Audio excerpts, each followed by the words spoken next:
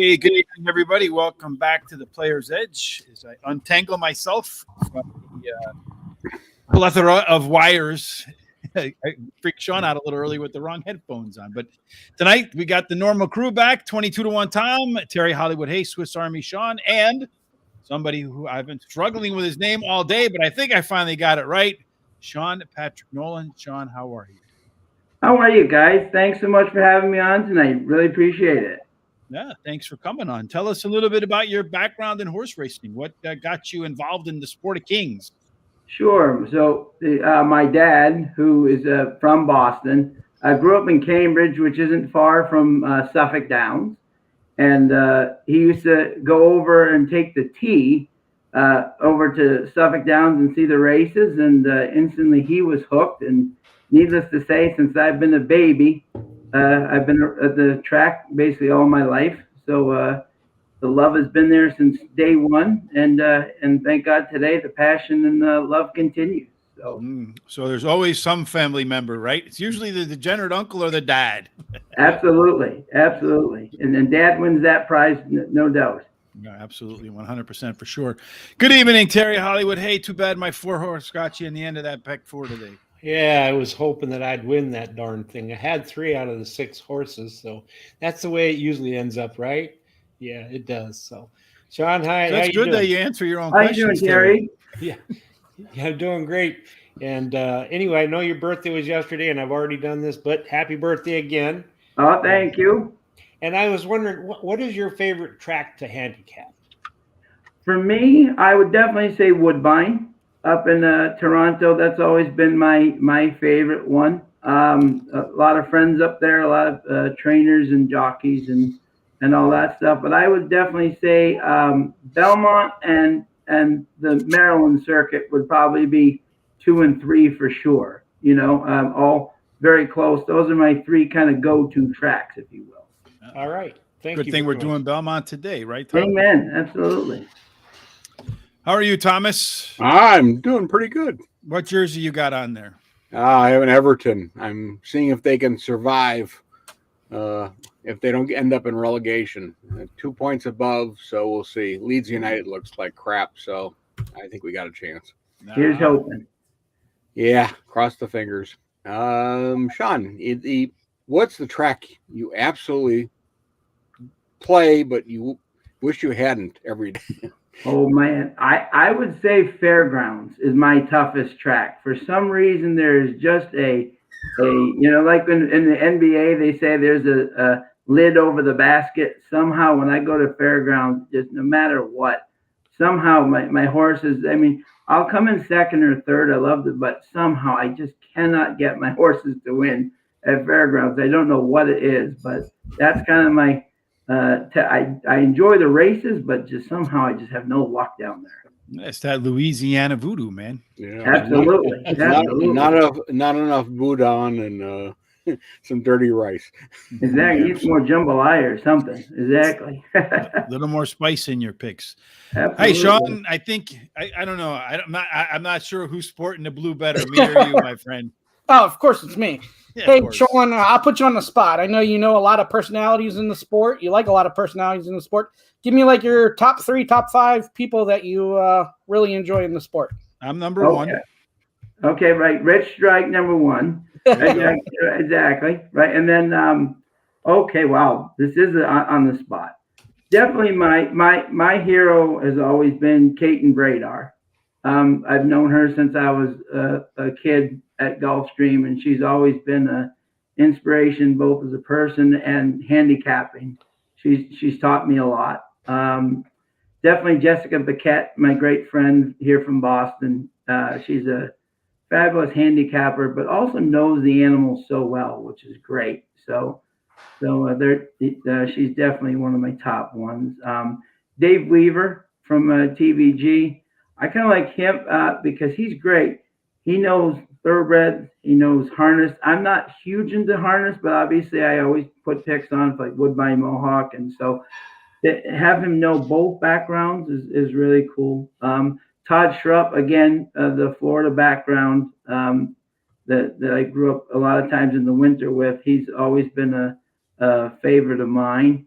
And then for a fifth one, well, there's so many that I could pick, but definitely also wow, for a fifth, you really have to think, you know. You got me on the spot here. Well, there's Terry. Everybody loves Terry. And Terry, exactly. Terry will be my fifth. Absolutely. Well, I mean, the other question, since you've been through horse racing as a child, what could we do to bring more children into the game and have them lifelong horse racing enthusiastic, enthusiasts and stuff? You know, I always loved one of the best ideas that I always used to love. Alan Jerkins, may he rest in peace, always used to say, bring a kid into every winner's circle, right? For every race, right? Bring a kid and their family into the winner's circle. Give them a picture, right? Because if you just have them come for the day, it's like, thank you, hello, goodbye, and here's a nice horsey. But if you give them a picture that they can actually remember, the kid will actually remember that day and that picture, and the chances of them coming back are so much higher. So things like little things like that you can do to get families involved in family days are great. And just the younger people, we're very lucky in the fact that I don't want to say lucky because with COVID it wasn't a thing, but somehow a lot of young gamblers got involved because of COVID. Find ways to. I know it's great to have like the $1 beers and all that stuff, but especially for the kids. Yeah, but find a way to get the young people in where they're just not coming for a day. That, like, I love what Saratoga does, right? Give scholarships away, give things away. Like even someone said, for kids, like for the syndicates, give a percentage of a horse away to young people and let them be owners. You know what I'm saying? And get involved, get an experience. They can tell their friends. They bring their friends out. That even the people that aren't horse racing, then all of a sudden you got a whole new young crowd. I think things like that, those type of ideas, are the ones that I think would really help our game grow. Mm-hmm. Absolutely. I think they should give any kid under 10 free ice cream, and then they'll be begging their parents to go back. Can we go get the ice cream? Can we go get the ice cream? Exactly. I'm bringing my 9-year-old niece and say, get me two. Exactly. She would love that. Absolutely, for sure, right? She'll come back every time. You should be able to track progress with horses and keep up with horses. Sometimes it's too random. Marketing to horses, Sean and I have kind of gone over that. The horses, the personalities. I mean, speaking of personalities, how often can you in this business on short notice, Sonny Leon, Sean and I just talked to him a few minutes ago. How often can you get the Kentucky Derby winning jockey? I mean, we can get him, but I can't imagine a show like ours getting a Tom Brady after the Super Bowl, or catching an MMA champion right off a big win, or, some of the bigger stars in the bigger sports coming on a podcast on short notice like that. So folks in the sport are absolutely accessible. And I think, they need to be put front and center a little bit more often. I agree. And I think that's the key for for everybody to be accessible. In our game, we're all ambassadors. That's the word I love. We're all ambassadors for the sport, and we should be accessible. We should be doing whatever we can to make it better. And at all costs. Like, I was honored you talked to me this morning. I'll lose any day to help the sport that I love. And anything I can do to make it better, I'm more than happy to do so. Sean, Blake says he'll do it for free ice cream. So now Yeah, I love it. I know he would. One fan, about 100,000 to go. Mm-hmm. A lot more than that, but we'll get them all done. Just for today. Well, one of the ways we can make more fans is if we make them some money with some winning bets. Isn't that right? That's Absolutely. right. So today we're going to take our shots, as I mentioned, at Belmont Park. There's some really big races this weekend in terms of, you got names like Gufo in here. You have Yibber, however they pronounce that, Tom, the Breeders' Cup champ. You have a bunch of horses that were on the Kentucky Derby Trail and the Peter Pan Stakes. So we're going to get cracking in race number 8. It is the Man of War Stakes. It's a 1 mile and 3/8 on the inner turf, grade 1 for $700,000. So you said Belmont is your probably second favorite track, or let's just do 1A. Let's make it an entry Sure. with Woodbine. Absolutely. Tell us, when you look at a 1 3/8 on the inner turf course, what are you paying attention to first and foremost? Okay. Well, usually in Belmont, 1 3/8, I'm always looking to see who Jose Ortiz is on first, but usually in these type of races, I look for it's one of those at Belmont. I know this can be for almost any track. It's, do you like Belmont's turf or do you not like it? Like, there are some horses that love Belmont and hate Saratoga, but there are some horses that hate Saratoga. When they come back to Belmont, they look like world beaters. So I always try to see who in the field has had an affinity for Belmont and who might have not run at it or had not had the greatest success on it. And I think that's a very important thing to look at. So who do you think, looking at the roster, is going to take to the Belmont track the best in the Man of War Stakes? Well, obviously, we have to start with Yabir. I mean, a horse who can go from the Sky Bet at York to the Jockey Club at Belmont to the Breeders' Cup at Del Mar and win back to back to back. You got to be a darn good horse to do that, you know? So this horse is clearly, I mean, this horse is something special. So obviously, everything I think goes through him tomorrow. The interesting thing is, what pace will he have to run into? Because obviously he's a closer. And so that you always wonder about that, you know. Like, I know Aban will probably be on the lead, but the question is, to me, is what will Chatterpaul do with So High? Will he send him, or will he be, you know, kind of next to him? Will Aban be by himself? Or, because last race So High tried to go wire to wire, does he go out again? And does he or does he lay back, which means Aban is by himself? And at Gulfstream, he gave Gofu all he could handle in the last race. So if So High doesn't go out with him, often at Belmont, if you're on that lead in the 1.5 mile races, it's tough to catch unless you're really good. So you're going to go with Yabar, and then you're going to go with Aban. That's how you're going to stack them up? Well, I'm going to go with Yabir. The interesting thing about Gofu, that horse is one of those horses that gives me handicapping nightmares because he's so talented, and you could single him very easily. I mean, if Yabir wasn't in here, but he's always a victim sometimes of the pace, you know. But the interesting thing is he won the Belmont Derby at 1.25 miles, right? And Junior Alvarado had him a little bit closer to the lead than normally that he is, and he still won. So the question is, Joel's got to decide tomorrow. I know he knows this horse very well. Does he try to get the jump on Yabir early and try to get down the lane before Yabir makes his big move, and then see? So the way I'm looking at it, obviously I have to pick Yabir because I think he's the real deal. But Gofu, Adon, and then the other kind of mystery horse here for me is Graham Motion's Highland Chief, like to get in the mix. The last race, clearly he brought him over here before this race just to give him a race. Gets pinched at the start, loses everything right away. And you could tell the jockey was kind of like, this isn't our day, let him go. And then, but look at the horses he ran against. Mogul, Pile Driver, Serpentine, all huge horses in Europe. You know, so clearly this guy's been going up against the iron. So if he does get a better start with Trevor, I could see him coming down the lane and get a piece, but I do think it's going to be between Yabir and Gofu at the line. So, Tom, you're big on those European horses. Those are some names that we've talked about before. Are you in alignment with Highland Chief? No. He's not proved himself at this level. And he's run against those horses, but he's not finishing close to them. So I did agree with Shawn. I did take Yabir as my top choice.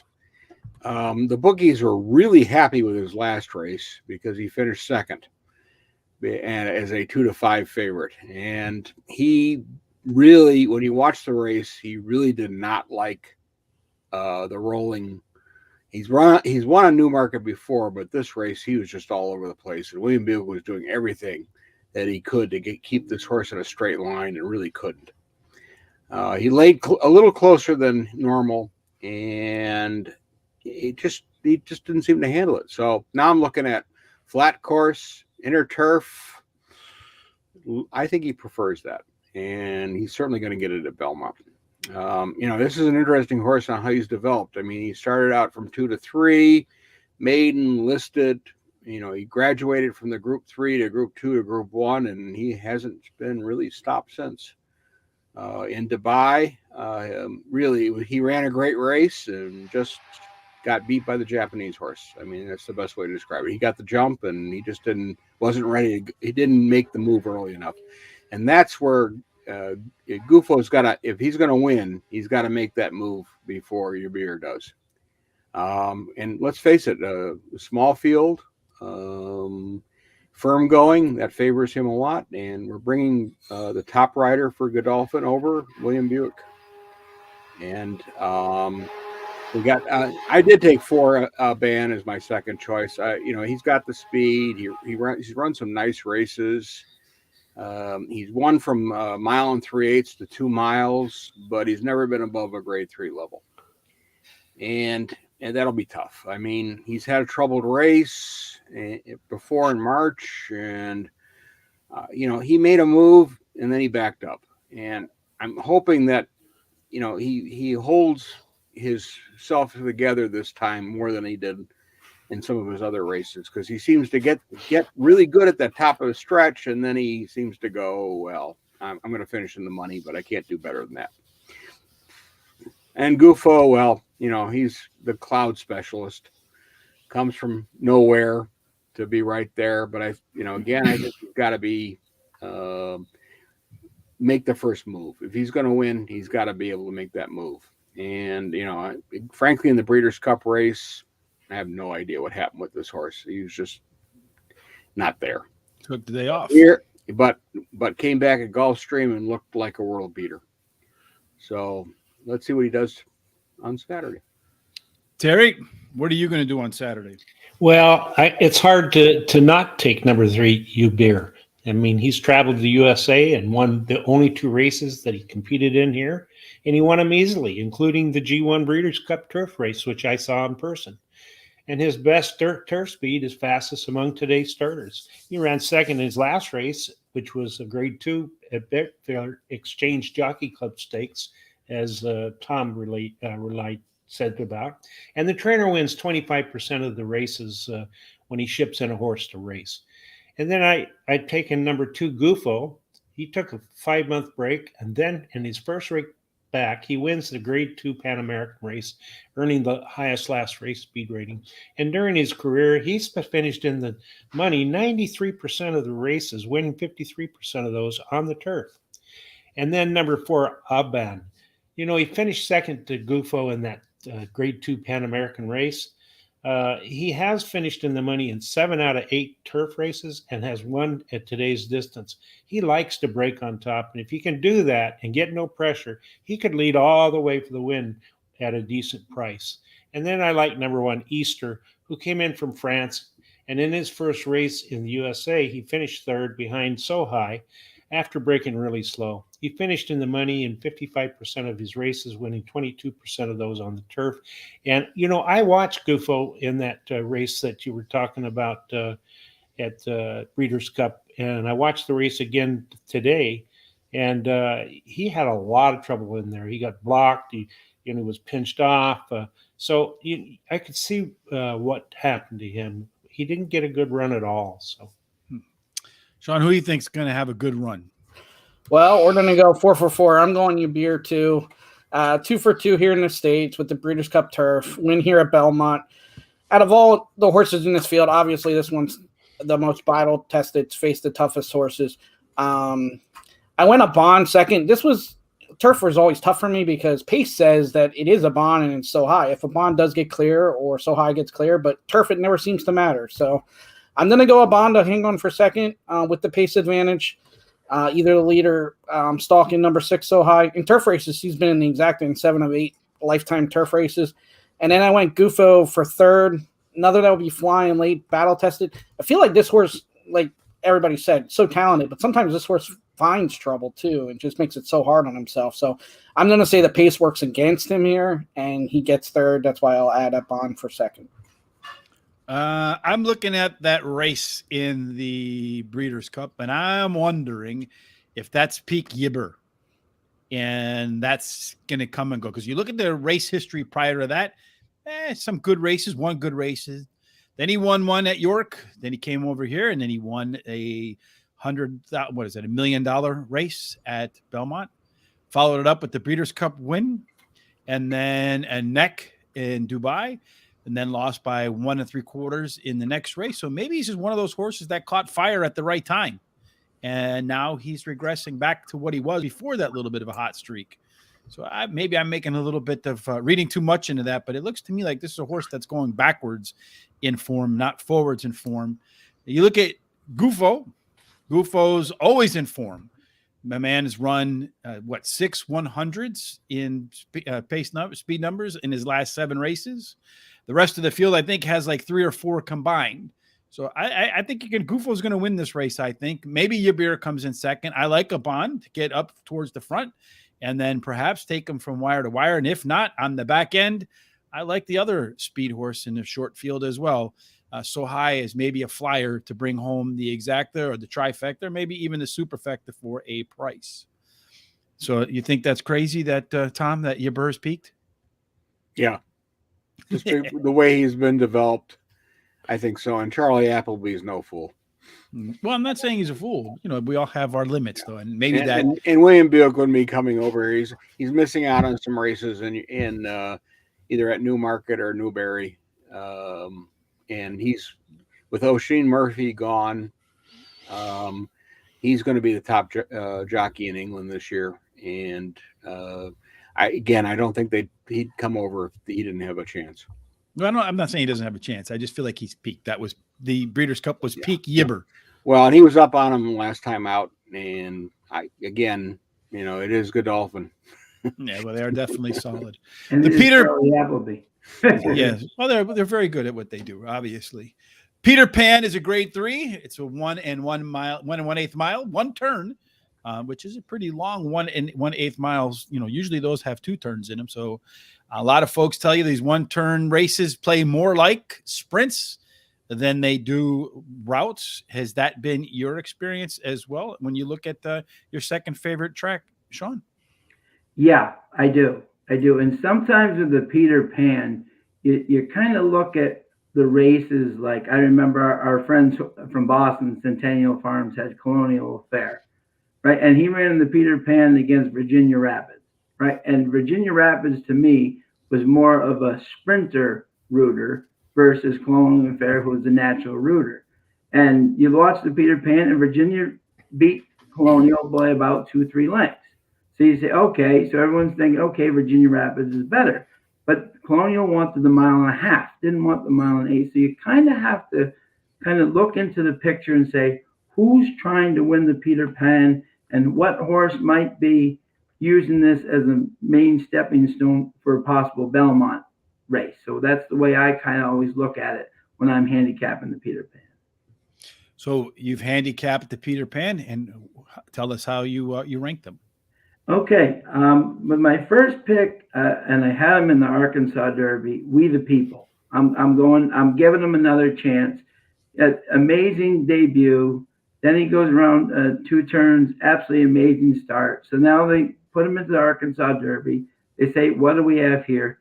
Never even got a call. I mean, like he was just in the back the whole time. I know he was sweating before the race, so it may have been a little hot. I don't know, but I know he didn't look good before, and I didn't even bet him because he didn't look good on the track, and he didn't even show up. But Rodolphe Brissett is so good with young horses. He broke Justify. He's had so many horses that he knows. Flavian takes the mount again. That, to me, says that they found something wrong. They said, we're not Derby material. We're going to take a break, get the chalkboard, erase it, start over again. And he's in 1.8 miles today, and I think this is exactly the spot with a bigger track. I think he's going to like it. And with Flavian, that's my pick on top. And who do you put underneath? Underneath, I love that. I know since Santinitas had so small fields, so sometimes it's a little big winds are a little bit misleading. But just on the eye, Set Sail from Mandela and LNJ Fox was I love Jamie Roth and all those guys. The horse looked just so impressive. Just the way he was, just to the eye, the way he was finishing towards the line. And I don't think the mile and eighth stretch out is going to be any problem. He's a Malibu moon horse, and at all in his first race, even in the sprint race, he lost to Hector, who has been incredible. All four horses in that race came back to win. So clearly, it's become a key race. So I think he's definitely a very, very legitimate chance, especially being up near the lead, and where he's more of a sprint. I think this is right up his alley for second. All right. And how about you, Terry? Well, I like number 2, electability. You know, he won his last race at Aqueduct by staying close to the leader and then out finishing that horse. His best start speed is fastest among today's starters, and he is trained by Chad Brown and switches to high percentage jockey Irad Ortiz. I mean, you can't go wrong there. Chad Brown and Irad together in the last 14 days have had 4 starts and won 2 of those, been in the money all 4 times.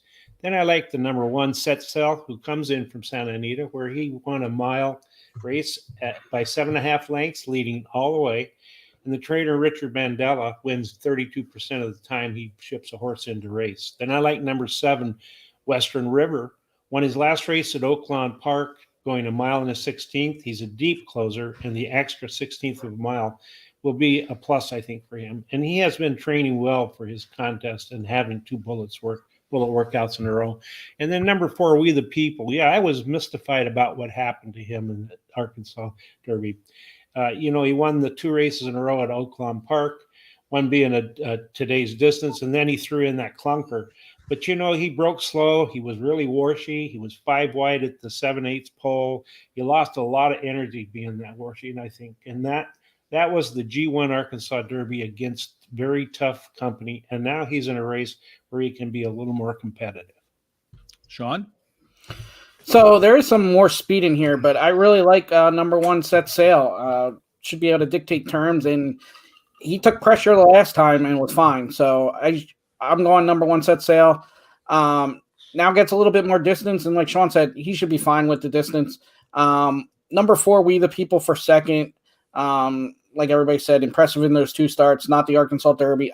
I've said before, and the Derby didn't prove it, but I was higher on that Arkansas Derby than most, and Secret Oath was in there. So it was a good feel. But none of those horses showed up in the Derby, though. I know. That's what I said. But who did show up in the Derby? I mean, Rich Strike. The other 2 horses didn't run bad races. Yeah. Epicenter and Zandon, they just caught really fast fractions.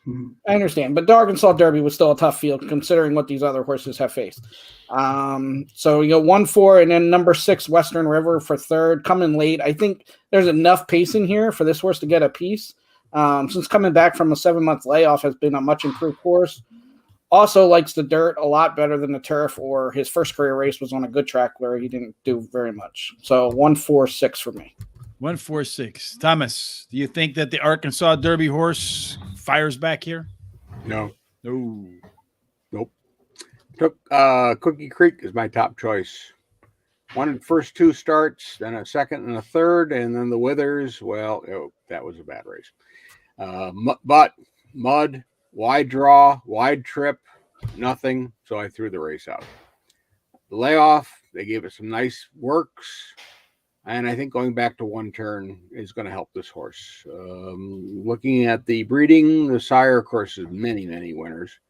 Dam Side, she was a grade 3 winner at Monmouth in the Molly Pitcher, and very competitive in other grade races. So, I mean, the breeding says okay. And then, of course, her other foal was also a winner. Took Electability as my next choice. Won the last 2 very gamely at Aqueduct, going a mile. I threw the turf race off her first start because obviously not a turf horse. This one's going to be closer to the lead, I think, and I think that will help.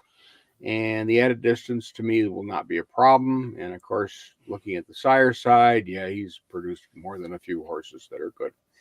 Dam side, she was only won one race, but she was a very competitive horse, and she also liked to go a little longer. And the first foal was her first foal was also a winner, so nice there. I took State Planning as my final choice.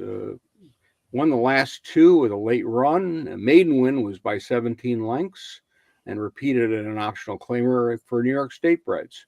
Yeah, stepping up, but in the mile, and I think that's mile and eighth should not be an issue for this horse. With some pace up front, it should be in a nice position to make a move. Yeah, it's going to be a challenge, but I think it's right there. This is the Liam's map, dirt turf. Yeah, he's produced more than a few good runners and made a lot of money. The dam side is really interesting. She raced 6 times, won 4 races, and she preferred running a bit of a ground. She was only an allowance winner, but she did okay. And her only other foal was also a winner at distance. So this one, I think, is simplicity or maybe a little better than you think.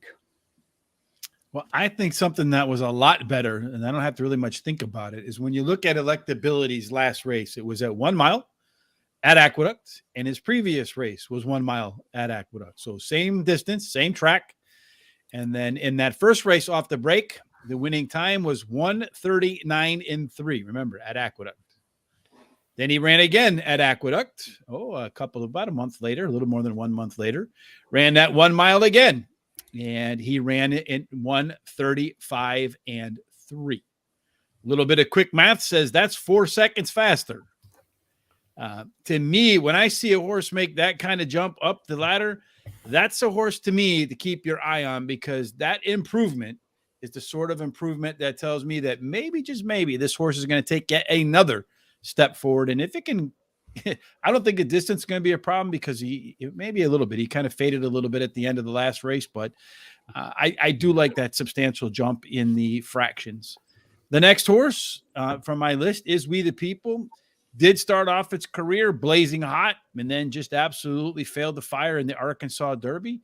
I suspect that he'll try to rebound to form that got him those first couple of wins. That were both easy wins, as a matter of fact. Set Sail did break the maiden over there last time out at Santa Anita, travels east for Richard Mandela. I'm not a big fan, though, to be honest with you. The statistics say, not of the horse, but the statistics say that the win rate for horses coming out of maiden special weight, stepping into graded company, is really not that strong, especially if they're not coming off the top last race speed figure. I would have liked to actually seen more from Set Sail, but could get to the front and make it difficult. I just think some of these other horses are a little bit better. And then Golden Glider. This one's been facing some pretty tough company along the Kentucky Derby Trail. It's getting a little bit of a break here in terms of the competition. So maybe it's enough for Golden Glider to glide its way into the exactas, the trifectas, maybe even find the winner's circle. The last race on the card that we're going to cover is, if I can just say one thing interesting about Western River, just to watch him for tomorrow. He's a full brother to Creator, who won the Belmont. So it'd be interesting to see what his kind of, where he's coming from. I know he's a closer and all that stuff, but it'll be interesting to see where he kind of finishes tomorrow, and if they're kind of looking for the Belmont, considering he's a full to Creator. That'd be interesting to watch. It would also be interesting to watch the Beaugay Stakes. I hope I got that right. Beaugay? I don't know, Tom, you're usually all right with these things. I think Beaugay, right? It's kind of like how you spell beautiful, and then so Beaugay at the end. It's a Beaugay Stakes, a grade 3, $150,000. This one is on the inner turf at 1 mile and a 16th. It's kind of that goofy distance that when we had Jose Ortiz on, that he talked about. Getting position before you go into that weird left turn is very important. Sean, who do you think is going to get the best position, or do you immediately look for Jose Ortiz again? Well, you know what's funny about this race?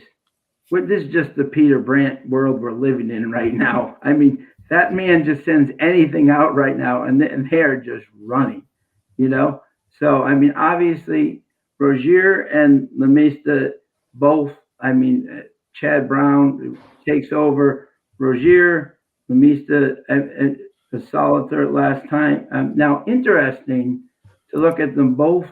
When they ran off a layoff, they came back a little bit on the shady side when they had come back.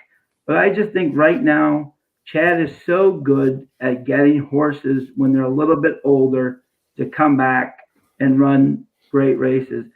I'm just going just the 1-2, and until you beat Peter Brandt, I would put Rozier on top, but Lamisa is going to be right there with them. I think they're going to be 1-2 at the finish. It will be interesting to see Stolen Holiday. I would think for McGahee will probably try to get the lead, and I know that the Plum Alley will be probably right off him. I know that's the way he likes to win, coming right off the pace. So if he quits, Plum Alley could be right there at the end, and the possible price beat them all. But until Peter Brandt, Chad Brown, he's just a wizard of bringing these horses back. I'm just going 1-2 with them, and then Plum Alley for third. All right. So quick question before we move on to the other picks.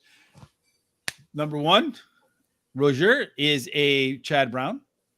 The number 2 horse, Lamista, Chad Brown. Interesting to me that he puts Irad on the 2 horse, Flavian on the 1 horse, right? So Flavian coming in from the West Coast. So the question is now, is Irad going to get replaced as the number 1 jockey in the Brown barn, or is it going to be Irad still? I am telling you right now, my friend Kyle, who I love, Kyle Willard, he runs where preservation is. He runs this thing down there. He is so excited this summer about Flavian and Chad at the Saratoga. I think that's going to be the number 1 duo throughout the summer. I think he just puts Flavian on.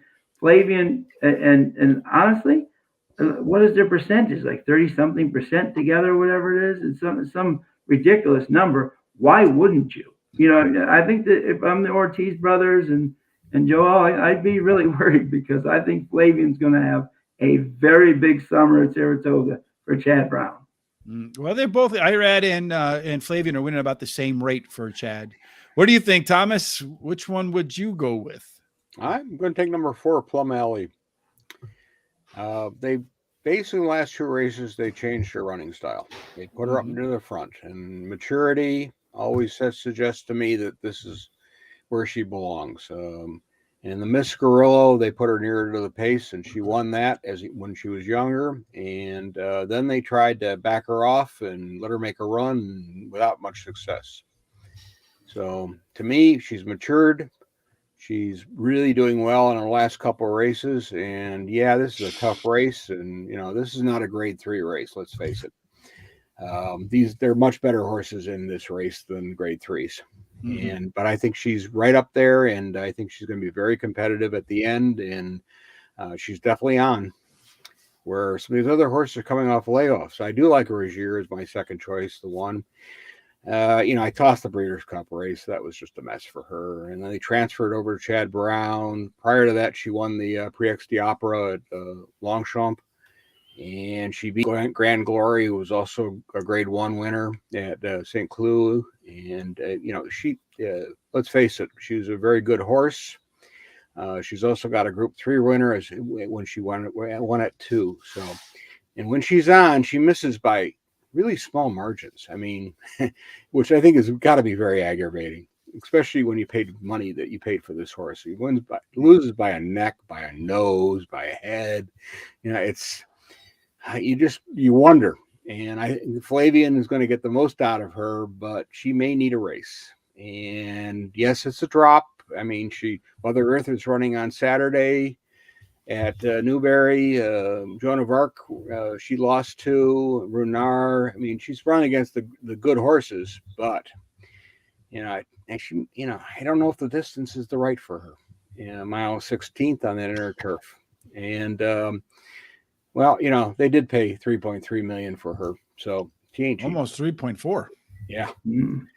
Lamesta is a mystery to me because she hasn't won a group race here. She did well in Ireland. She's won off layoffs before. It's just, I think she's good enough to get in the money. I don't know if she's good enough to win. And how about you, Sean? Who do you think's good enough to win?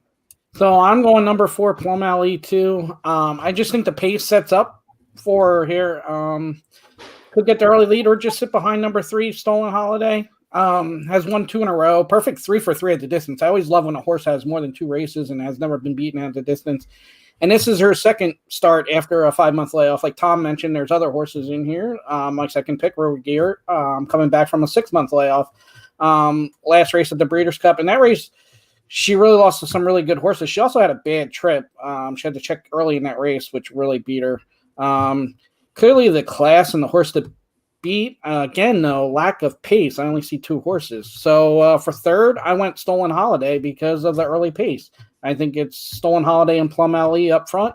I went against the number 2 because it's also noted that she's coming back from an illness. I really don't like playing horses after they're coming back from an illness. You never know what you're going to get. So I'm going to play against her. All right. And then how about you, Terry? Your turn. Well, I'm doing a hat trick with these guys, with both Tom and Sean. I like the number 4. I like the number 4, Plum Alley. Won her last race at Aqueduct after a 5-month break. Received the highest last race speed rating, tied with another one. She's very versatile. She can either lead or come from off the pace to win a race. Jockey Manny Franco in the last 7 days has had finished in the money 6 out of 11 starts and won 3 of those. And then number 1, Rozier, came in from France to compete in the Grade 1 Breeders' Cup Female Turf race and finished 7th. But, she had way more trouble than the one I talked about in the race before. This is another one that I watched. I actually bet on this horse in the Breeders' Cup. And, as Tom was saying, she was pinched, blocked, just all kinds of trouble. So, kind of have to throw that race out. She switches to a high percentage winning trainer, Chad Brown, and has the highest last speed rating, tied with Plum Alley. So then I like number 2, Lemista. She finished 3rd in her last race, the G1 Beverly D last August. Her best turf speed is fastest among today's starters, and she has a trainer-jockey combination the last 14 days have been in the money 100% of the time and winning 2 of those. And then I like number 3 is Stolen Holiday. She ran 2nd in her last race after having trouble during the race. She's another horse that is versatile, just like Plum Alley, as she can lead or come from off the pace. And she's done very well at Belmont and at today's distance. Well, I kind of the odd man out all day today, so I'm going to continue to play that route. I think looking at this spot, these long races on the turf, couple turns, a lot of times the horse with the best late kick manages to get these wins. And even though there's speed bias so far, but I like you guys think I don't see a whole lot of pace in here in terms of the front runners. Maybe Plum Alley is a front runner, but it's not really been its style. So it's not a true front runner. So I don't expect Plum Alley to get out and run like crazy fractions or any of the front horses. So I think this field is probably going to be pretty packed. And if that's the case, Lemista has by far the best late pace numbers in this field. And if Lemista is anywhere near the front coming out of that turn, I think those late legs will take it to the finish line first. If not, and the pace is, according to Sean, Plum Alley and everybody else who seems to like Plum Alley on the top. I think if the pace is right, Plum Alley can be forwardly placed. I think it'll probably be second in line, but maybe not. It's tough to tell because there's really not a true front runner in here. Maybe it goes to the lead. Tough to lead a mile and change on a turf course. My third pick is Runaway Rumor, which no one talked about, so I must be completely out of my mind. But this is a horse for the course at Belmont. Runaway Rumor has run 5 times, won 3 of them with a second and a third. She's won second in 4 races elsewhere. And then finally, the first horse there, the one with Flavian Platt. Maybe that big summer is going to come, but I don't think it's going to start on Saturday with Rozier. One of the things I like to look at when Tom and I do our Foreign Friday shows, which we'll be doing tomorrow at Newberry. I don't know why I kept saying Newmarket all week long, Tom. So hopefully I'm not changing anybody's hopes. I'm screwing up everything. Well, Newmarket is running, but the better races are at Newberry. But one of the things I like to look at when those horses are making that, switch from European racing to the States is that footing. And when it's good, versus the soft and heavy that those horses over there that are used to. Roger's gotten a couple of good courses so far and failed to do anything on them. It's likely to get a pretty good course again on Saturday. So until she shows that she can, that she actually likes that kind of footing, all of her best races have come on soft or heavy. I don't think that's going to be the case, because if it's soft or heavy here, guess what? They're not racing on the turf in all likelihood, especially heavy. Soft, they probably would run on a big day like that. So I'm going to put Roger fourth until she proves to me that she can run on a fast, firm track. That wraps up our picks for the big card on Saturday. I didn't forget anybody, did I? Nope. Okay, good. I got that checked. Unless there's a person we can't see on the screen, but we're good. Blake. Yeah, well, there's just one in my head. Yeah, Blake. He's probably off to the side. I'm waiting for the nerfs to come pop. No, he's in bed now. Oh, all right, good. So, Sean, not you, not Swiss Army Sean. So if the folks want to follow along with your insights and the things that you like to talk about with horse racing, where can they follow you? Yeah, they can follow me right on Twitter, SpinNation74. I always love talking to anybody who loves horse racing. I'm always accessible, and I love talking. It doesn't matter if it's the owner of a racetrack or a person that's serving the ice cream at the plate. If they love horse racing, I'm there to talk with them. So SpinNation74, and look me up on Twitter, and love to talk to you. Absolutely. Well, it's been fun talking to you this evening. As I mentioned, tomorrow, Tom and I will be back at 1 p.m. Eastern. We'll be going over Newmarket, where the better races. Newberry. I screw that up. Newberry. All right. And then Terry and I will be back on Saturday at probably noon again, Eastern, to go over some at Newmarket. Yes. Go over we'll the be doing Newmarket races. Yeah. Newmarket all of the time, 24/7. But Terry and I will be covering the other two stakes races at Belmont. There's also a stakes race, I think, at Santa Anita, and one more at Churchill. We'll be cleaning those up on Saturday. And then, of course, we'll be back on Monday to go through our normal routines. Again, Sean, who are some of the guests you got lined up for Preakness Week? For Preakness Week, Monday we have Andrew Wolfson, jockey. Tuesday, trainer Aaron West, and Wednesday, jockey Brianna Cutt. All right. And then do we have anybody planned for Thursday yet or no? We do not. We do not. All right. Fantastic. All right, folks. Hopefully our picks at Belmont and our picks tomorrow at Newberry for Saturday. I was going to say Newmarket again. It was right there, and I had to pause. Hopefully they do well. You have a great Thursday, Friday night, and Saturday, and a great weekend as well.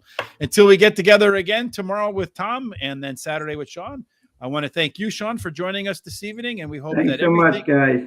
Everything you do between here and there on cue, guys, 1, 2, 3 ends up in the winner's circle. Absolutely. Have a great night. Thanks for joining us. Tom, Thanks. you didn't join us, Tom. Well.